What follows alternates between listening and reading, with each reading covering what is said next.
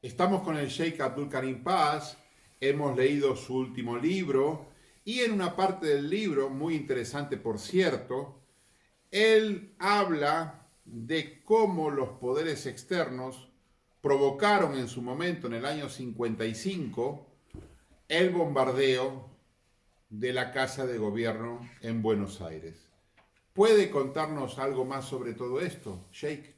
Bueno, sí, fue en el segundo gobierno de Perón, en el segundo periodo, el primer gobierno de Perón en realidad, que va del 45 al 55, y desgraciadamente interrumpieron violentamente el proceso democrático en vez de esperar y si tenían otra idea, digamos, competir electoralmente y bueno, y hacer valer con el voto del pueblo legítimo, esa otra idea no. Invadieron mediante las armas, bombardearon la Plaza de Mayo, mataron mucha gente, buscaban matar a Perón, eh, bombardearon la Casa Rosada, e inclusive paradójicamente tenían inscrito en los aviones Cristo vence, con lo cual metían a Cristo en una cosa aberrante, que era bombardear a un pueblo, ¿no? Y a un gobierno legítimo, que podía no gustarle, pero bueno, era el gobierno que se había elegido.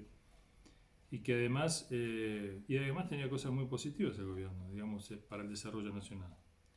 De modo que fue muy triste que el ejército de San Martín ataque un proyecto realmente nacional en un momento, en un contexto mundial de guerra, de la Segunda Guerra Mundial, donde las potencias estaban enfrentadas entre sí y donde Argentina tuvo necesariamente que desarrollar su industria porque no había ya, los productos manufacturados ya no le venían, y donde Argentina a su vez salía de esa economía primaria de venta meramente de recursos, digamos, agrícolas, ganaderos, y comenzaba su industrialización, la construcción de autos, de aviones, de camiones, de motores, de industria pesada, industria nuclear, etcétera, todo un desarrollo como nación que las potencias de los aliados, digamos los Estados Unidos e Inglaterra, eh, de- digamos, socavaron este principio de desarrollo autónomo e independiente e industrial de la Argentina, que además tenía como proyecto justamente después expandirse a la patria grande para unificarla. Entonces la destruyeron y mandaron a sus secuaces, digamos así, la Marina, desgraciadamente con la aviación de la Marina atacaron al gobierno de Perón. Sí, En aquellos años, en 1953, 2 años antes de 1955 en Argentina, se produce el derrocamiento del gobierno electo en Irán.